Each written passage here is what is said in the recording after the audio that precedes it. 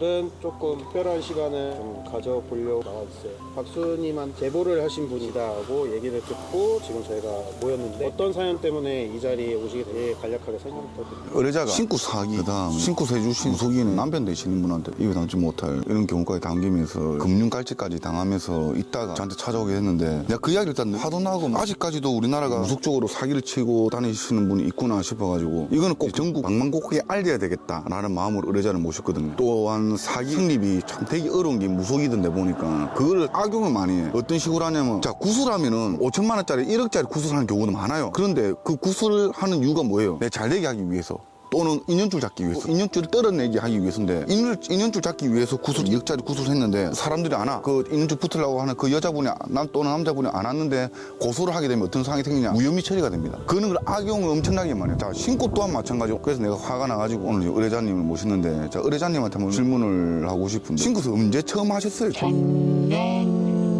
한 더 됐는데요. 처음부터 신고를 시작했던 게 아니고 처음에 조상에서 막혔다. 조상구슬 했구나. 네, 조상고서 시작했어요. 신고부터 처음에 얘기가 나왔었지만 제가 그 금액에 대해서 부담스러웠어요. 몇 천만 원이란 게. 처음에 조상구슬 얼마 이야기했어요? 처음 조상급도 얼마 안 됐어요. 한 500만 원 미만이었어요. 500만 원 정도였는데 다 합쳐서 이것저것 굿할 때 그 신값이라든지 붓값이라든지 법사님한테 줘야 되는 돈 따로 들고 오라 하더라고요. 그렇게 해서 시작을 해서 조상굿을 했어요. 그럼 다 포함해서 500. 그날 바로 아침 9시부터 시작해서 한 3시쯤에 끝나요. 끝났는데 그 자리에서 신이 만약에 들어오면 미리 얘기를 해주더라고요. 신에서 공수가 들어와서 어떤 거를 하려면 할 약속을 지킬 수 있냐고 물어보더라고요. 근데 그게 다른 구수로 이어질지 저는 몰랐어요. 거기서 천도제를 하세요.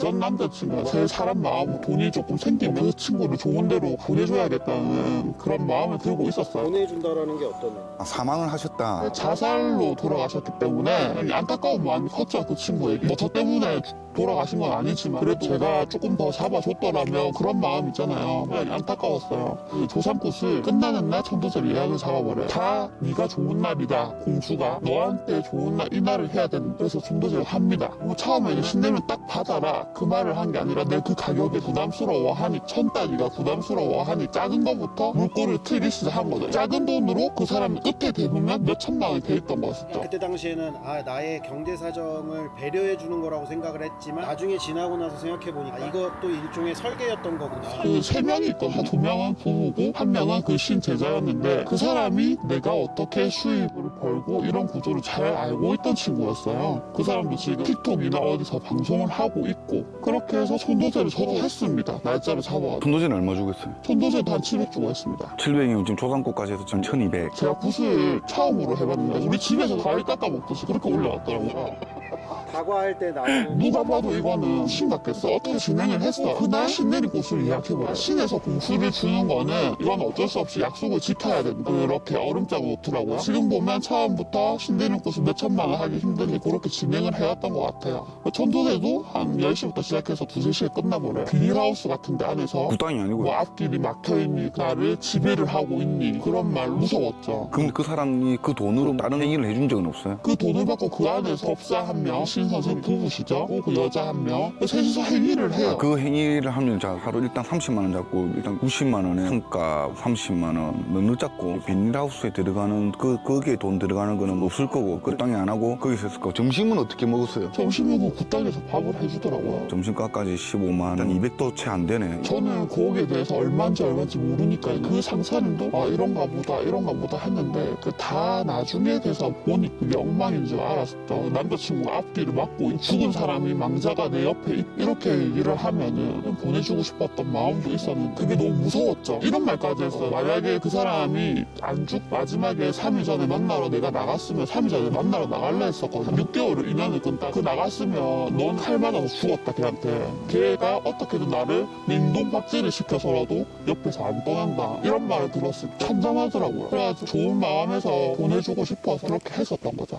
여기서 백권도사님 질문 드리고 싶은 게 이것저것 얘기가 나왔잖아요. 네. 천도제도 얘기가 나오고 뭐 굿도 얘기가 나왔고 정석적인 루트로 가는 거예요. 선생님마다 다 다른데 제가 천도제에서 웃음밖에 안 나오는 게 조상굿을 500을 했다. 자, 좋아요. 천도제를 그런 식으로 해버리면 안 되거든. 그리고 더군다나 천도제라는 거는 말 그대로 떠도는 연가를 갖다가 천도를 해줘야 되는데 조상궁 문 여는 행위도 쓸 뿐더러 보니까 기도터 안도 아니고 그냥 비닐하우스 했었다는 거는 솔직히 말도 안 되는 거고요. 한 번에 큰 돈 해버리면 안 해버리니까 조금씩 말아지기는 거죠. 그래서 내 구슬하지 말 아니고 그거거든. 피디님 말씀대로 순서적으로도 안 맞는 거예요. 여태껏 굿당에서나 기도터 가면 굿당에 굿 많이 하시는데 난 그거 보고 안 실려있으면 혼자 막 웃고 이러거든요.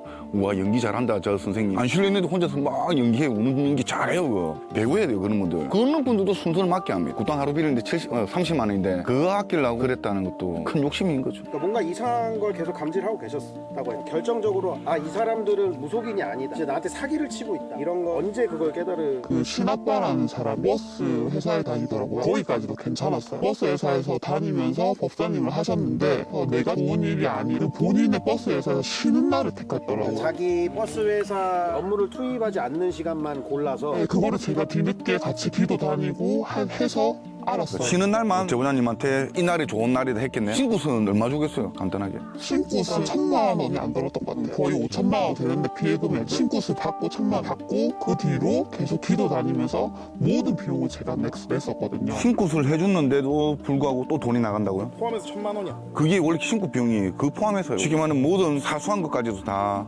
내가 사고 꽃도 사고 사라는 거 다 사고 되게 했는데 의미 있는 대답인 것 같은데 백본도사님 기준에서 신굿을 하면은 보통 전체 비용이 물론 뭐 평균가라는 게 있기가 힘들긴 하겠지만 대략적으로 얼마예요?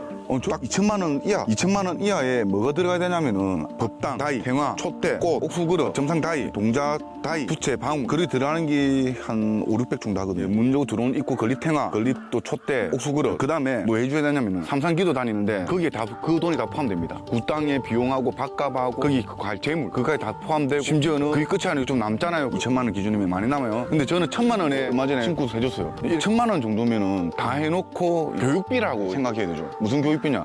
막 태어난 제자니까 몰라요. 뭐 보이는데 이게 무슨 뜻인지 몰라요. 그거를 갖다 수지로 가르쳐줘야 돼요. 그렇기 때문에 신 선생님 손님은 좀 덜 받아야 돼요. 왜 덜 받았냐? 제자가 언제 전화할 줄 몰라. 그럼 전화하면 이건 이거다 저는 저거다 막 이렇게 자꾸 교육을 해주고 설명을 해줘야 된다는 거죠. 그래야지 자기 스스로 클 수 있는데 그것까지 포함인데 1,000만 원 잡고 그 사람들이 나중에 몇백씩 더 요구를 해요. 기도 가서 재물 올리는 돈과 그런 거를 네가 다 지불해야 된다 얘기를 하시더라고요. 그래서 그때마다 한 번씩 최하가가 한 200만 원이었고요. 총 토탈 그 사람한테 다 이체한 내역을 보니까 5천만 원이 가까이 됐었어요. 모든 거 포함해. 모든 거 포함해서요. 그리고 법당을 다 차려주는 조건이었는데 틀어도 기도 가는 비용이 비싸. 한 번 갈 때마다 최하 100만 원 이상 들었고요. 제일 중요했던 거는 네가 안 받으면 어린 조카가 있거든요.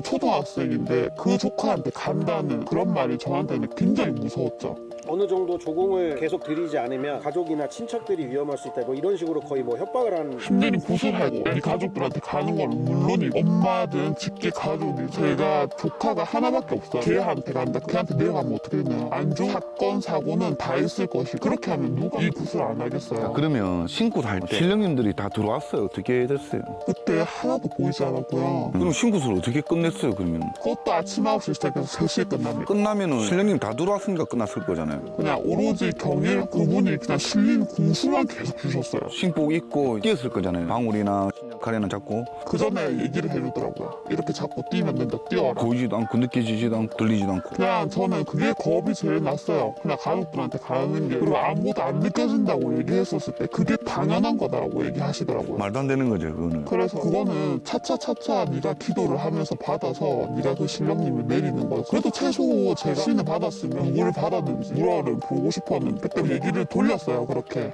해서 아침 9시부터 3시에 또 끝났어요. 그분 천신여자라고 하던 거예요? 천신제자라고 하더라고요. 장군님이라 했어요. 그냥 무구 들고 춤추고 옷 갈아입으면서 춤추고 그런 행위를 보여주고 저한테 입히고. 이상하게 좀 따라 좀 많이 했네. 진짜 신고 사기당한 사람은 엄청나게 많아 진짜. 얼마나 많냐면은 심지어 내 주위에도 있더라고. 내보고 하는 말에 나도 이처럼 그런 거 해봤는데 가지고 한 번 하면 끝까지 모셔야 되는데 하고 접었대요. 왜? 안 보이거든. 보일 때까지 해야 되는 게 신굿인데 안 보였다는 거는 이거는 신굿이 아니지. 끝인 거지. 가족이나 친척이 화를 입을 수 이렇게 얘기를 했다고 하셨잖아요.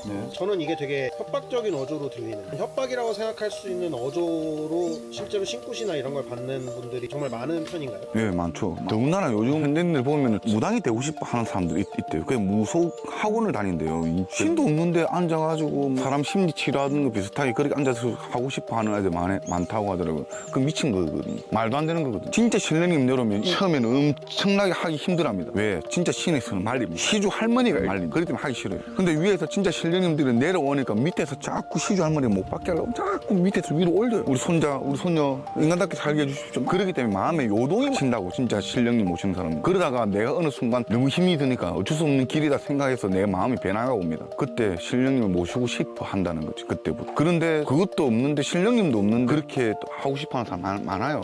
가족을 건드려서 어쩔 수 없이 하는 사람도 있어요. 실제로 가족이나 친척한테 해가 되는 상황이 닥친다 하더라도 이렇게 몰아붙여 가면서 구술한다기보다는 천천히 몸이 받아들일 수 있게 이렇게 해주는 게 원래 무속인의 역할이라는 거죠. 예, 신이 있다 없다 보이는데 퍼줄 수도 있는 사람을 진짜 신으로 모시는 사람 지금 엄청나게 많아요. 지금 유튜브 나오시는 분들 엄청나게 많아요. 그러면 제보자님한테 지금 궁금한 게, 벌써 몇 천만 원 이상의 돈이 나간 상황이잖아요. 몇 천만 원이라는 게 작은 금액이 아니잖아요. 생계나 데에서 엄청난 압박이 있었을 것 같은데 어떻게 계속 무속 관련 비용을 충당을 하셨어요? 카드론으로 돈을 대출 받기도 하고 그랬었죠. 그렇게까지 얘기를 해줘요. 그렇게 해서라도 네가 살아야지 그 돈이 지금 무슨 의미가 있냐, 나중에 되면 그게 다 갚아진, 그렇게 유도를 합니다. 빚을 내라 소리는 절대 안 해요. 빚 내면 안 돼. 빚을 내서 오면 어쩔 수 없는데 돈을 만들어줍니다. 신에서. 그 빚을 내라 하는 자체는 난 니 죽으라 이 소리거든. 저 또한 신고 달 때 돈 10원도 없었죠. 제 신 선생님이 돈 만들어진다 잘 봐라. 진짜 신고 당일날 만들어졌어. 돈 없으면 안 받을게, 괜찮다. 나중에 살면서 천천히 갚아. 신고선 해줄게. 그게 신고시라는 거예요. 지금 제보자님 말씀 들어보면 이게 금액만 놓고 보더라도 이게 진짜 사람이 사는 게 아니었을 것 같거든요. 네. 그 상황에서 저는 어떻게 버티셨는지가 좀 궁금해요. 이게 보통 사람들은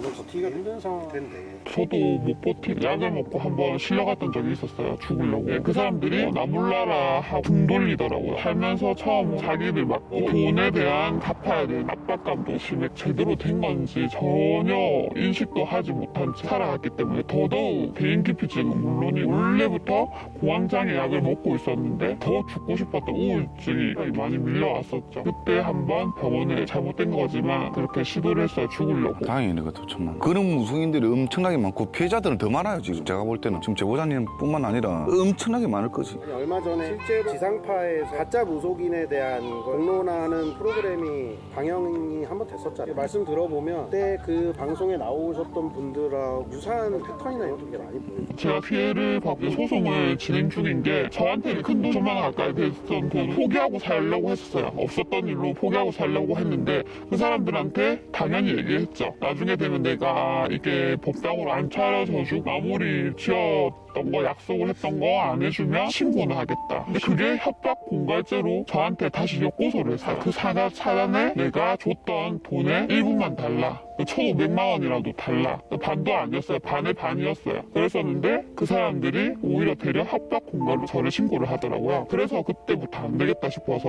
이 악물고 일어서서 재판을 시작을 했었죠. 지금도 소송 중이고요. 그 와중에도 제가 또 그 남자 법사한테 당한 게 있어요.